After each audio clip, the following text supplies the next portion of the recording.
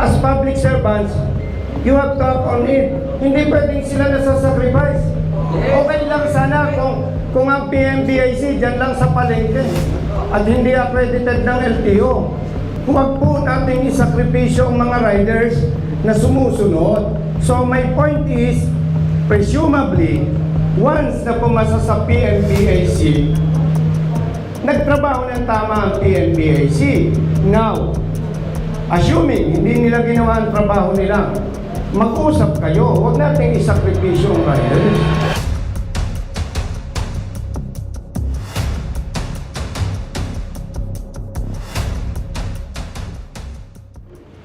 Bale, ngayong araw na ito, bumusita si Colonel former Congressman Busita ng Road Safety Advocates of the Philippines.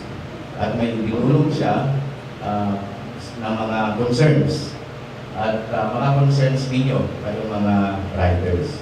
Bibigyan po natin ang pagkakataon ang ating bumisita ngayon, si Colonel Bonifacio Busita.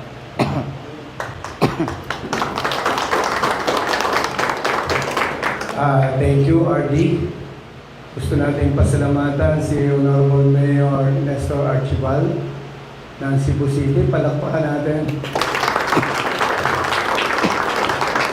Kasi pinadala nila yung kanilang traffic enforcement unit officers and Cebu City Transportation Office headed by Attorney Ken. Ito yung isang simpleng pagpapakita na may pagmamahal si Honorable Mayor Archibald sa mga motorista. Kasi as founding chairman of Road Safety Advocates of the Philippines and Real Service Advocates of the Philippines, on behalf of ARSA, kami po ay nagpapasalamat sa Regional Director ng LTO-7 kay Director Francisco Rances Jr. Si RD po ay bagong assign sa LTO-7. Mahalaga na banggitin ko yan dahil kilala ko ang mga kapatid natin motorista sometimes nagagalit sa RD na parang ang dating papaya, tiwali, may maling utos. And yung chief ng operations, I understand, bago rin siya sa posisyon. We are here hindi para makipagpagalingan sa LTO authorities and sa PNP. Nandito tayo na may isang intention to resolve the issue, to resolve the concerns of the riders, the riding community here in Cebu. Katulad ng sinabi ni tawag ko kasi sa kanya kung Busita, bawat side ay mapapakinggan. Meron tayong mga kapatid dito na na-apprehend, tama ba ako? Meron po? Muffler, particular. Sa muffler, at kung ano-ano pa. Lahat po kayo? Hindi. Lahat kayo? Hindi. Muffler, okay. So kayo po ay may ticket, na-ticketan po kayo. Okay. Ayan. Sa batas, may tinatawag tayong proseso o pamamaraan to a process.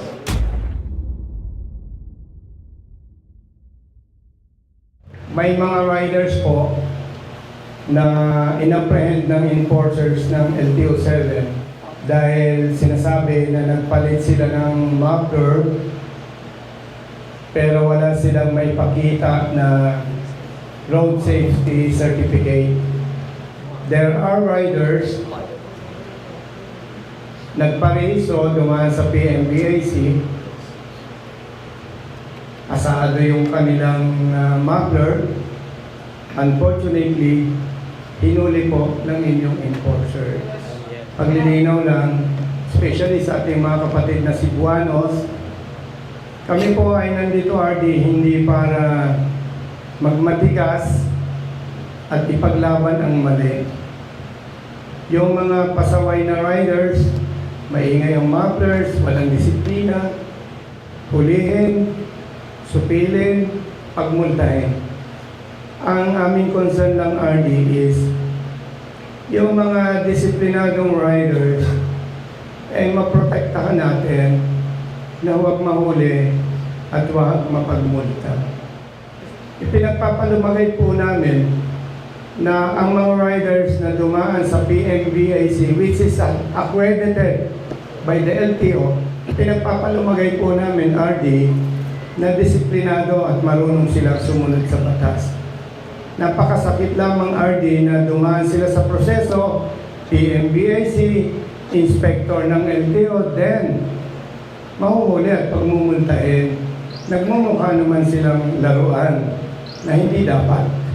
Ang gusto lamang po namin, yung law enforcement personnel and PMBIC, at ipinadala na din lamang ni Mayor Archibald yung police personnel and traffic personnel, maupuan po at iisa lang dapat ang ipatupad.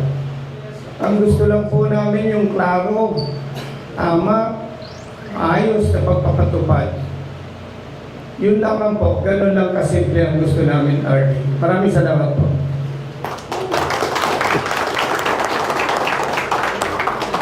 Salamat, Rakong.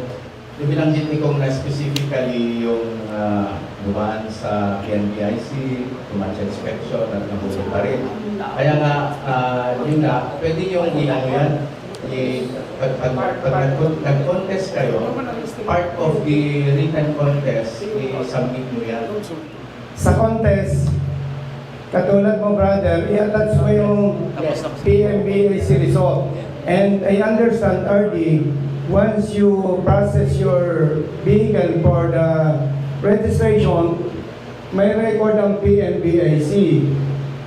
And alam ko, malaking trabaho po sa inyo.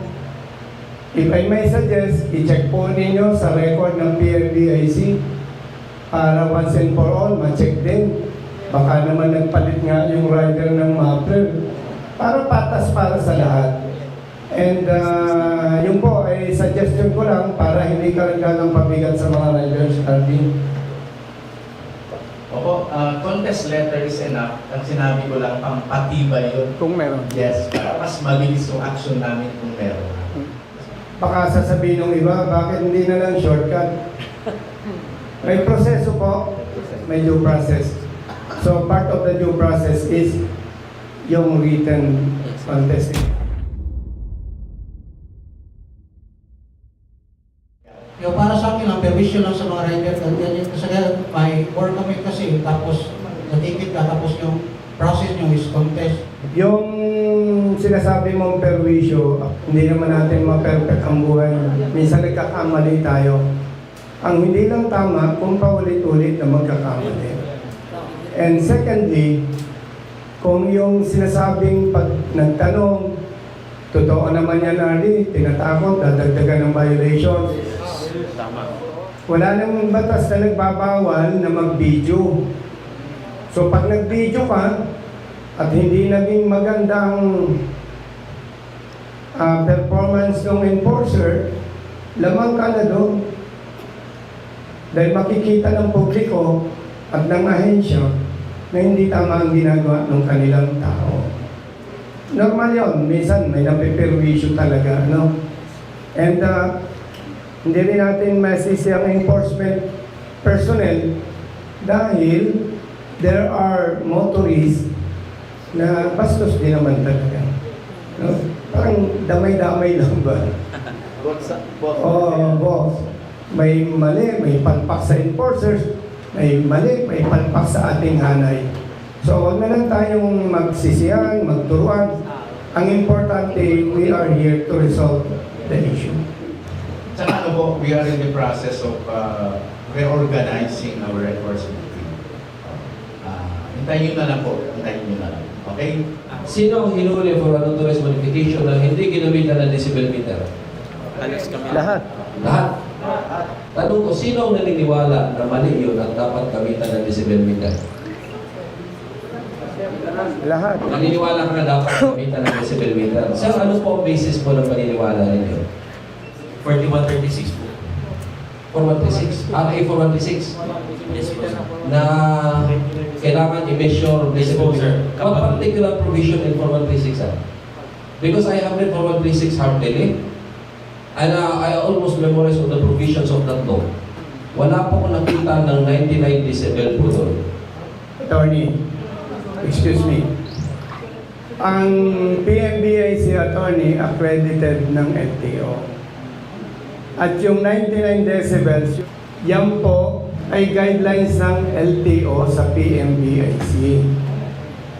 At naniniwala po kami na yun ay tama. Kaya yun ang aming pinagbabatayan. Kung hindi naman i-adapt ninyo yon, dapat po mag-usap kayo sa LTO, DOTR. Kung mali yung ginagawa ng PMBIC, pag-usapan po ninyo, itama ninyo at kami ay susunod.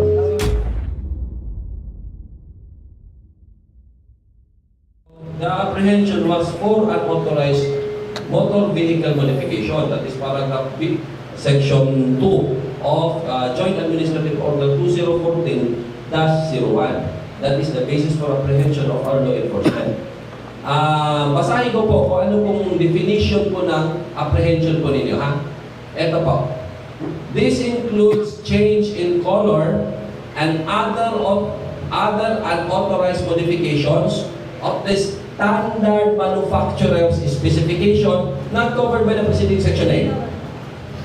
Ang keyword po, standard manufacturer's specification. If the question was, bakit kami hinuli na walang decibel? Ang bottom line, bakit kayo hinuli na walang decibel po? Ito po. Ang tanong po ng enforcer, ito po bang muffler ninyo is standard manufacturer specification. Paano niyo po ba malalaman yung standard manufacturer specification? Pag bili niyo po ng Aerox, yung kinuha po ninyong motor sa kasa, yung specifications po nun, yun yung standard manufacturer specification. Bakit ba? Bakit ba hindi natin pwede palitan ng stock? Dito naman tayo sa Department Order Number 2010-32. This was issued on September 8, October 2010. It says here, Pakinggan lang. this is guidelines and requirements in the reclassification or registration of modified motor vehicles. There is a guidelines actually for your motor vehicle to be registered kahit na modified. Ang sabi dito, 5.2, the modifications involving safety and environment shall not be allowed. Shall ang ginamit. That is mandatory. Not allowed. Such as the following. Number 1, axle modification. Number 2, chassis modification, extended chassis, additional sidings. And 5.2.7 says, modification of handlebar. Straight na bar na bago. That is handlebar modification. And muffler.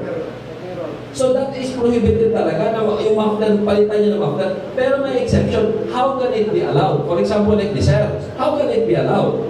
It says here in 5.3, a certificate of road safety from the manufacturer/assemblers shall be required in addition, dugang, dagdag, sa inspection report of the MVIC. Attorney, please, yung pinasa mo.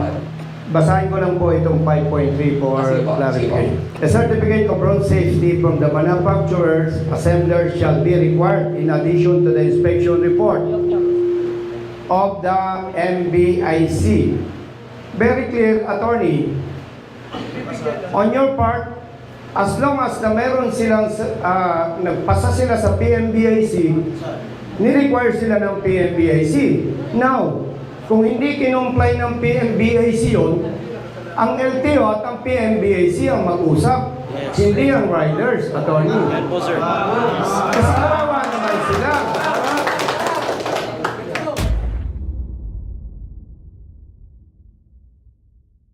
Ano po ang maganda dito? Kung susundin ito ng PMBIC, pag si rider na si Pedro ay hindi nag-comply, hindi siya makarehistro. Yes. Hindi ninyo mahuhuli. So ang tutukan ninyo na gawin ang tama ng trabaho, PMBIC, hindi riders. That is a very good point po. Ganito. Bakit hindi namin pakialam PBC? As a matter of fact, bakit hindi namin pakialam mismo yung mga tindahan? Bakit sila nagbebenta ng mga muffler? Pwede din po, sir. The answer lies down. It all boils down to this. What is our mandate sa LTO operation? Enforcement. Enforcement. Should we go beyond our mandate, we will be worthy for conduct and becoming before the ombudsman. We go by the letters of the law. As enforcers of the law, we go by the letters. We do not create policies. Kami dito sa Operations Division, we do not create policies. We only enforce what is created. I agree with you. You are enforcement personnel of the LTO. But the PMBAC is accredited by the LTO. So kayo hindi nakakaintindihan. By DOTR po. Mag-usap kayo. Accredited po siya ng DOTR. And ganito po, and that is governed by another one po. Operations Division as well as the PMBICs po, we are governed by separate memorandum. Yes. We do not even have a coordination meeting with them Yes. because of the designs of Yes. ng flow po namin. Yes. Ang concern lang po namin, sir, pag nagpunta sa kalsada, ang tanong lang po namin, is it compliant pursuant to the CHAO or not? That is the only question. We cannot go beyond that, sir. So- Now, whether or not nagpunta sila sa PMBICs or nagka-comply po sila doon, that is beyond our mandate and we have no right to question along with that, sir. Yes, we know that. Pero as public servants, you have to act on it. Hindi pwedeng sila nasa-sacrifice. Okay lang sana kung ang PMBIC dyan lang sa palengke at hindi accredited ng LTO. Huwag po nating isakripisyo ang mga riders na sumusunod. So my point is, presumably, once na pumasa sa PMBIC, nagtrabaho ng tama ang PMBIC. Now, assuming hindi nila ginawa ang trabaho nila, mag-usap kayo. Huwag nating isakripisyo ang riders. Okay. So aware kayo na dapat dumadaan din kayo sa motor vehicle inspection. Tama. Aware kayo doon? Okay. So, willing to abide kayo doon. What I mean is, willing to comply kayo doon, ha? So, ita-take note namin lahat. In my humble capacity, ita-take note ko yung mga nakikita nating problema, issues and concerns. Then maybe at the end of the day, we will try to resolve this. Arden, in addition to that, para hindi na umabot sa kamay ng enforcers ang riders na may problema, utusan nyo ang PMBAC, gawin ang tamang trabaho. Kaya nga, we will take note of that. Siguro yung coordination, kung kailangan ng memorandum circular, kung kailangan ng bagong policy, ayan, siguro we will, kung if it is not within our power, we will recommend. Dahil malinaw naman dito, may dapat gampanan ng PMBAC, with all due respect, baka pwede isuspend nyo muna yung nagiging practice na katulad nitong mga nag-araw, sir. Siguro ganito po. Ganito po. On our part, we will recommend for the review. Initially, may mga review na ginagawa ang ating operations team. But we will recommend for the review kasi wala sa jurisdiction namin. Yes. Another thing, siguro, we will also, in response kay Kong Bonnie, we will also request, in line with pending the review, we will also request for a moratorium.